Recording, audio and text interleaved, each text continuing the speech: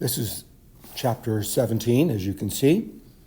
And if you're getting a headache from watching screencasts all the time, you can take a couple of the 50 million aspirin tablets a day that Americans swallow.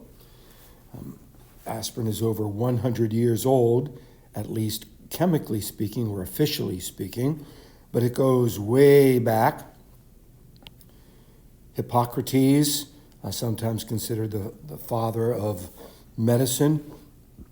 Maybe you've heard of the Hippocratic Oath, named after him, which doctors no longer have to take, because in the Hippocratic Oath, he speaks very strongly against participating or encouraging or doing anything that could cause an abortion.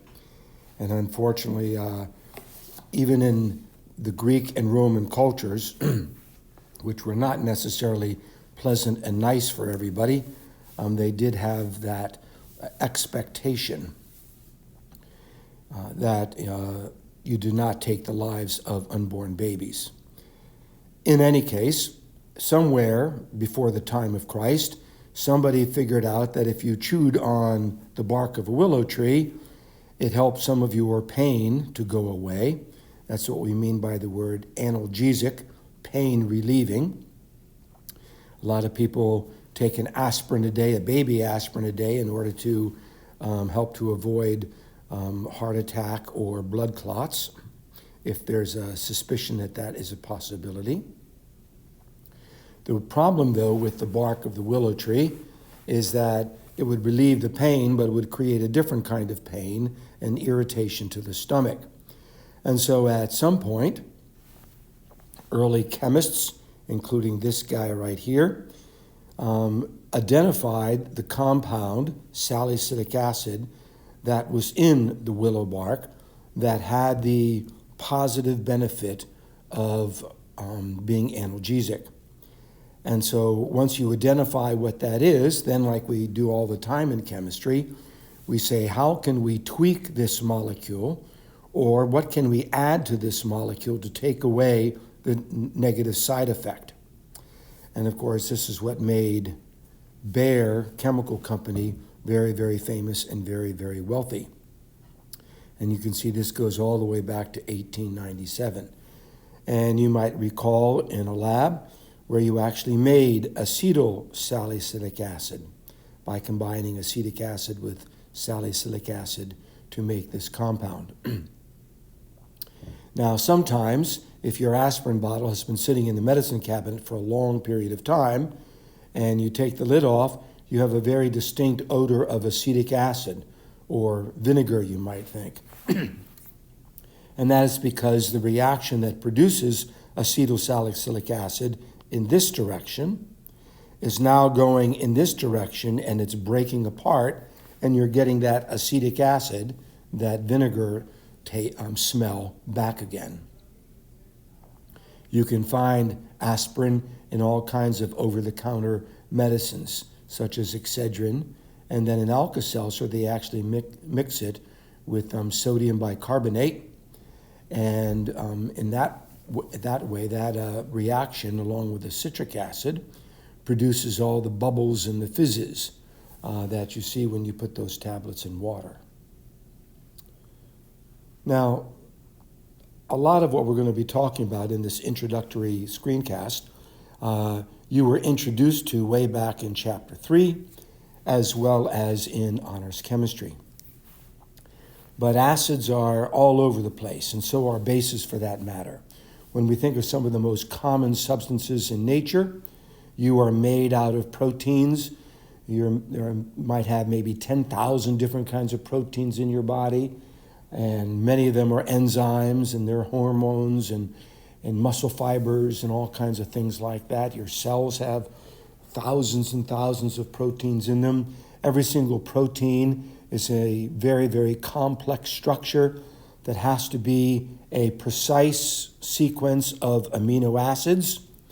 And so you can literally make maybe 10, if I remember the number correctly, 10 to the 550th power number of amino acids, a number of proteins out of sequencing amino acids, remember you have 20 amino acids naturally occurring, and if whatever order you put them in creates a protein. The average length of a protein is about 400 amino acids, so some proteins are smaller and some proteins are tens of thousands of amino acids long. And so when you do the math, you can see that there is just a huge, vast number of possible proteins, but only a few of them are actually functional. And so that's why that sequence of amino acids is highly specified. And it speaks to something that we call specified complexity, that is irreducibly complex. That speaks to a mind figured out this sequence because it could not have happened randomly. The statistics are against it. And we can say the same thing for nucleic acids in DNA. You sequence the 4 different nucleic acids in a specific order, and you get maybe 3.2 billion base pairs to create the human genome. And again, that also has to be highly specified. And any alteration or mistake in the amino acid or in a nucleotide creates a mutation or a malfunction, and it's very often very deleterious. So we've got these acids all over the place. We also have bases. And so let's do a quick review. Now, you remember we had maybe 4 definitions of acids and bases. We had the everyday definition, something sort of tastes sour and like lemons and oranges and grapefruits and limes, and you're aware of the citric acid. Then we also know of acids that corrode metals and react with metals and so forth. Bases are kind of slippery, and bases are kind of bitter. So you have the everyday description. Then you had the more precise definition by Arrhenius. And the Arrhenius definition is that when you put them in water, you get hydronium ions, which can be written like this, which is just a proton.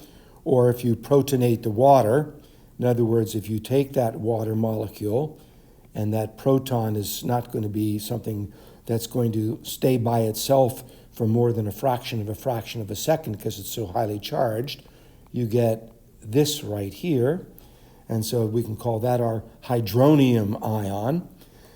So either way you want to look at it, the production of the hydrogen ion or the hydronium ion in water was Arrhenius' definition, and the production of hydroxide ions when dissolved in water would be a base.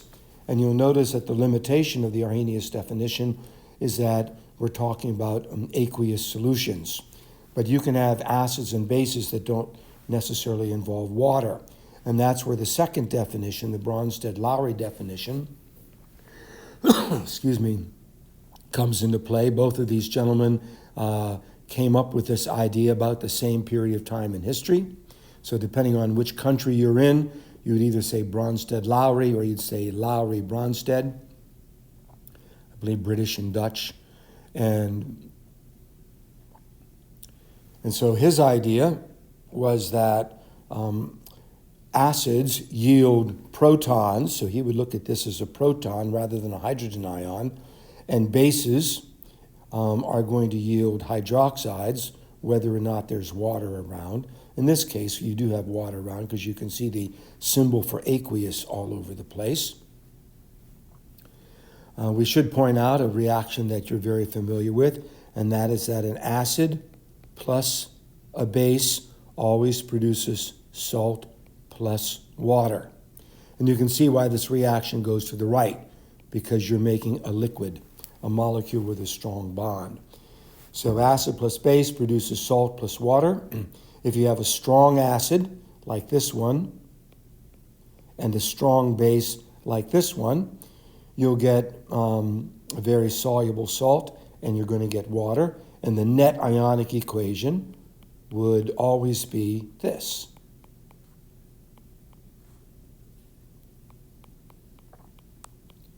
That would be the net ionic equation for every strong acid and strong base. So the Bronsted-Lowry definition is that acids are proton donors and bases are proton acceptors, and water does not necessarily have to be part of the overall environment of the reaction. So you can have some acids that are Bronsted-Lowry acids, but not Arrhenius acids. And you can have some acids that are both Arrhenius acids and Bronsted-Lowry acids. And the same is true with bases. The third definition, covered later, is the Lewis definition, where instead of focusing on whether a proton is gained or lost, the focus is on whether a pair of electrons is shared or not. So if we continue our discussion of the Bronsted-Lowry concept of acids and bases, here we have a strong acid, nitric acid right here, and we're going to put it in water, and water, being a polar molecule, can is strong enough to yank the hydrogen ion, the proton, off of the nitrate. And so you end up with the nitrate missing that proton, and the proton connecting to the water molecule to make the hydronium. Sometimes you might see this overall reaction look just like this. HNO3 simply produces H plus and H2O. This is maybe the shortcut, the down and dirty way of doing it. A lot of professors in college are going to prefer that you keep that water up there, and instead of writing H plus, which is such a strongly charged particle, it's more correct and accurate to say H3O plus. Now, that one was pretty easy to see how that proton is being donated to the water molecule.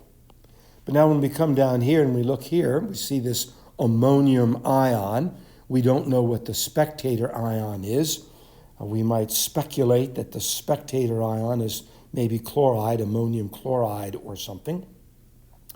In any case, in this net ionic equation, we begin with NH4 plus, and we donate a proton to the water molecule. And since we lost an H plus, now we're down to NH3 or ammonia, and my proton again is picked up by the water, and I get the hydronium ion. So the ammonium ion donates a proton.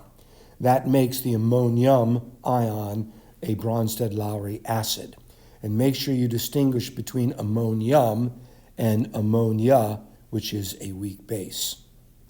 And then we can even look at an anion acting like a Bronsted-Lowry acid.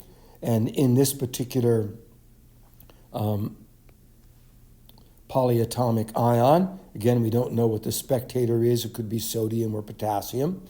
And this particular proton right here that's connected to the oxygen is going to get donated. And so this is going to be picked up by the water molecule.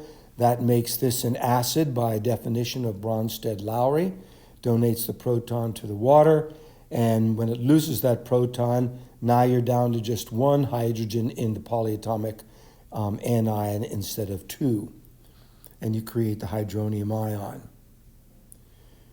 Now, as far as bases are concerned, when you look at ammonia, you might be used to thinking of bases as things that have hydroxide in the formula, like sodium hydroxide and potassium hydroxide, lithium hydroxide, calcium hydroxide, magnesium hydroxide.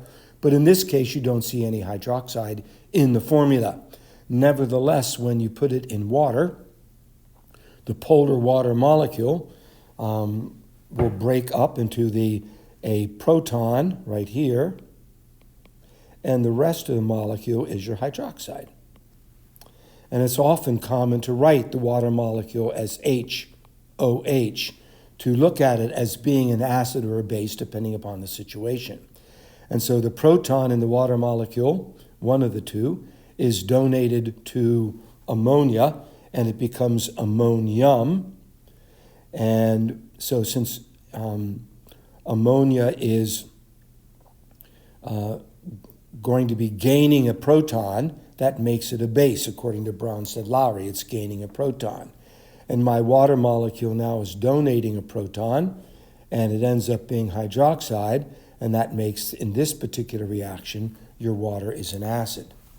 When we look at the anions down here, such as the carbonate ion, again, the water molecule can donate a proton to the carbonate, making water the acid in this reaction, and making the carbonate ion a base, and it becomes the bicarbonate ion. There is the hydrogen ion that it picked up, and here's the hydroxide that's left behind. So you can see that the Arrhenius definition of producing hydroxides in water solutions is true, but also the idea of protons being received by ammonia or by the carbonate ion makes these species also bases, according to Bronsted-Lowry. Excuse me. We also can talk about hydrated metal cations, and you might be familiar with, say, a molecule like this, FeCl3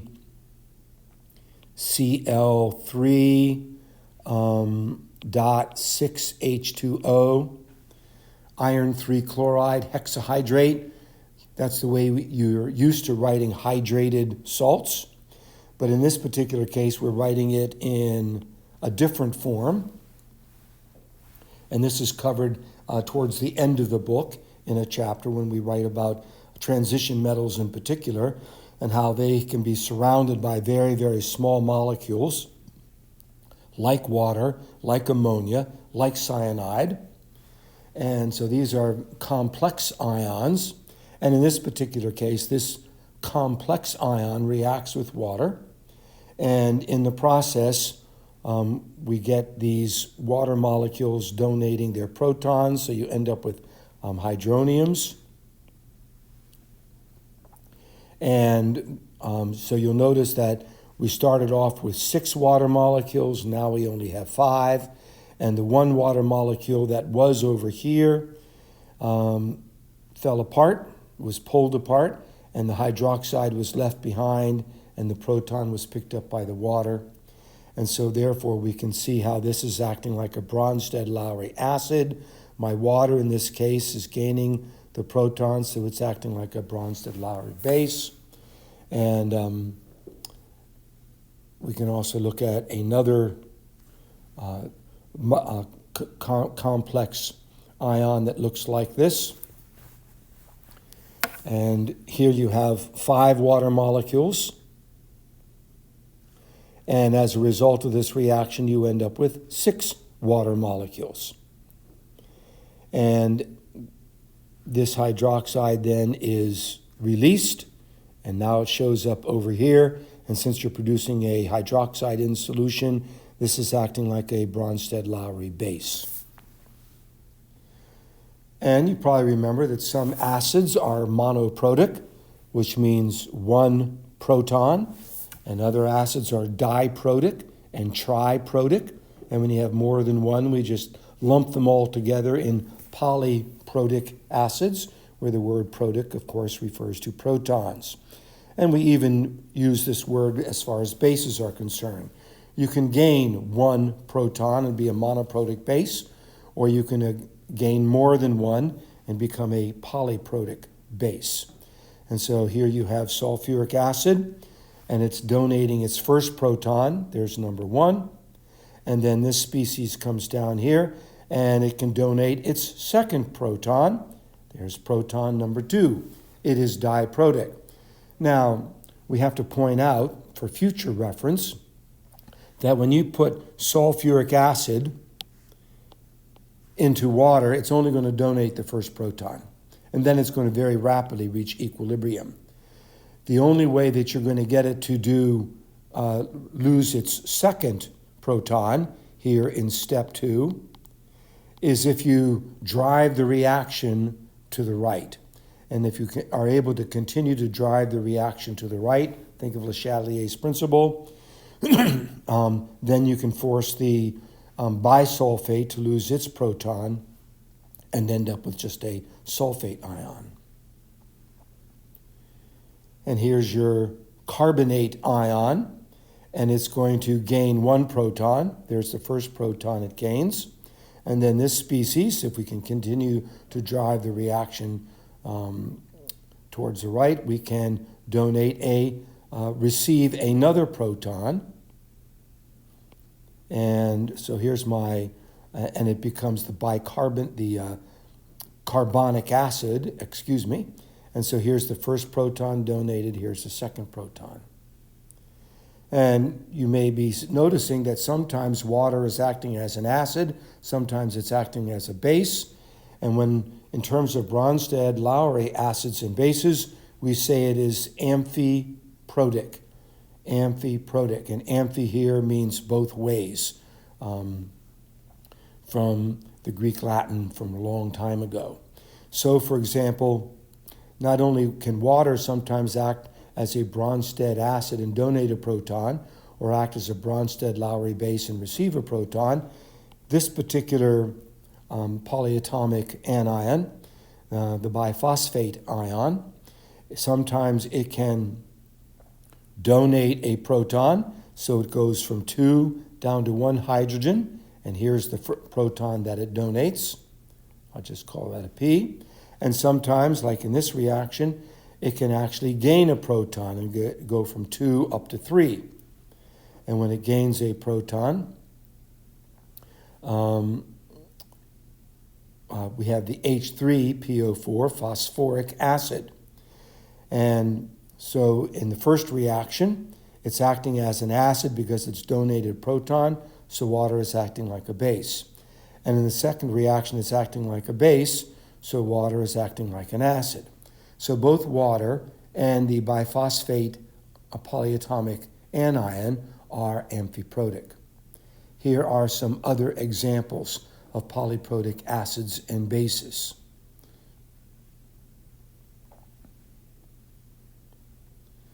Now we have vocabulary words to describe the things on the right side of my arrows, not just the left side. And as a rule of thumb, you should remember that anytime you have a base, it turns into an acid, and every time you have an acid, it turns into a base.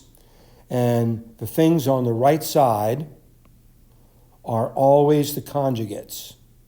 You never use the word conjugate to refer to your reactants.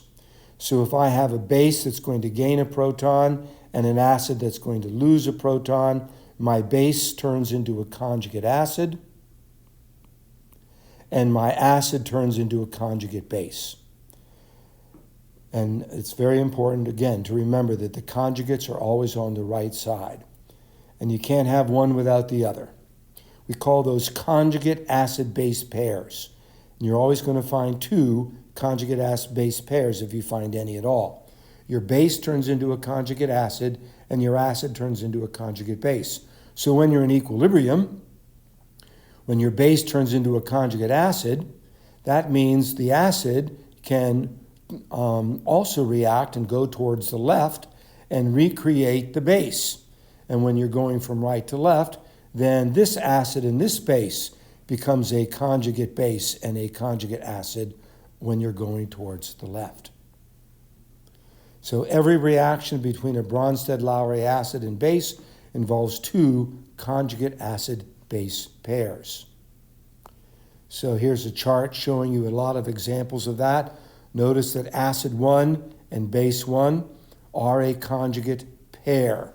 So if this is my acid, it turns into my conjugate base, and if this is my base, it turns into my conjugate acid. You always have that pair. You can see that all the way down. Now you might recall way back in chapter 3 we talked about the auto-ionization of water in the process of deriving the pH scale. So if we had very, very, very pure water, excuse me, even pure water, it turns out, can conduct electricity. Minimally, but it can conduct electricity. And of course, anything that's conducting electricity must have mobile charged particles. And the mobile charged particles, in this case, are going to be ions. In metals, you'll recall they're delocalized electrons. And in molten salts, you'll recall they are the ions.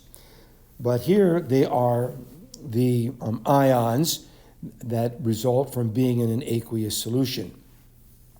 Water yanks apart other water molecules, but not many. And this was discovered way, way back, over 100 years ago.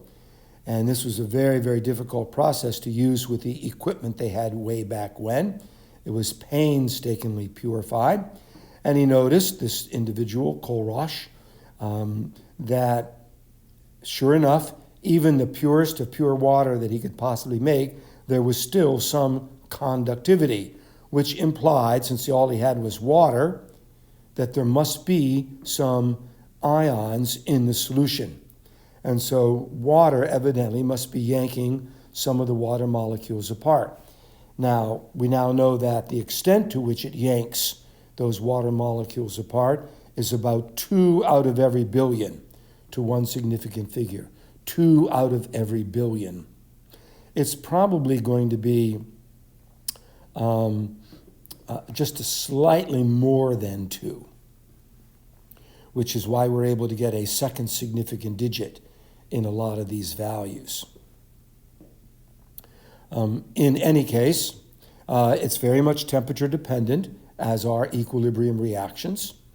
And so at different temperatures, and we can come over here to the side, at different temperatures you can see that your Kw value, your equilibrium constant for water, is not 1 times 10 to the minus 14th, but it can be less than that when the temperature is colder than the standard 25 degrees Celsius, and it can also be more than that when the temperature is greater. So when we write our equilibrium constant expression, which is right there, you'll notice that we do not put water in the equation. If we come up here and we're looking at the Kw, we put our products in the numerator, H3O plus, which is that, and we put the hydroxide in the denominator, which is that, but down here we only put 1. We don't put our reactants, because it doesn't make any sense to talk about the molarity of water dissolved in water. That would be a constant. So that's why water is not in the equilibrium expression. So that takes care of that bullet point. Bullet point number 2, the equilibrium constant is given a special symbol, Kw. Of course, later on in this chapter, we'll talk about Ka, Kb, and Ksp. That's bullet point number 2. Bullet point number 3, autoionization is the only source of hydronium and hydroxide ions in pure water. Now you'll notice this number here becomes the basis for our pH scale, which goes basically from 0 to 14. Now, because of these different temperature values over here, you can actually get some pHs slightly less than 0 or slightly greater than 14, but that would be in a very, very unusual situation. And here's a summary. In a neutral solution, you expect the molarity of hydroniums to equal the molarity of hydroxides because they're in a 1-to-1 stoichiometric ratio. For every 1 water molecule you pull apart or autoionize, you get 1 hydronium and 1 hydroxide. In acidic solutions, you're going to have more hydroniums than hydroxides.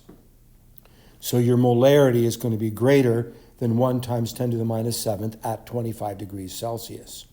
And in a basic solution, the reverse is true. You're going to have more hydroxides than hydroniums, and you're going to have more, your molarity of hydroxides will be greater than the molarity of the hydroniums.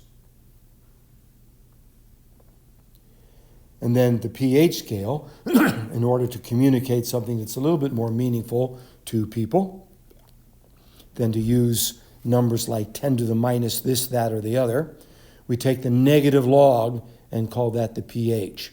The negative sign gets rid of the If we have some number times 10 to the negative, let's say it's an 8 or whatever, the negative sign here gets rid of that negative sign in the exponent, and then the logarithm part brings the 8 down to the base, down to the platform, the foundation, the regular line.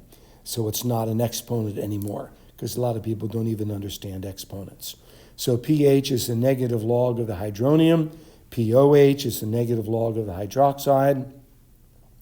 And in very, very pure water, you take the negative log of 10 to the minus 7th. You can do that in your head, and you're going to get 7.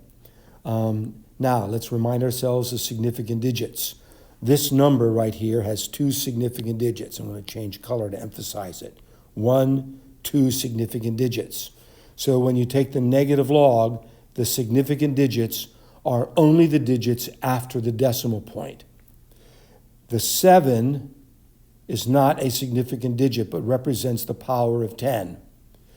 The significant digits represent this and this. And that's important to remember that when you do your math problems.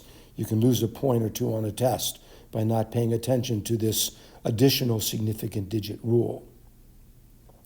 Now, again, if you have pure water and you multiply your 10 to the minus 7th hydroniums times 10 to the minus 7th hydroxides, you get 1.0 times 10 to the minus 14th.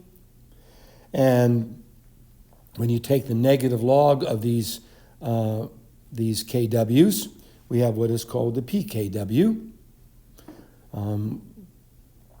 And so we have the pH and the pOH, and we have the pKw, and we see that 7 plus 7 gives me 14. Again, this is at 25 degrees.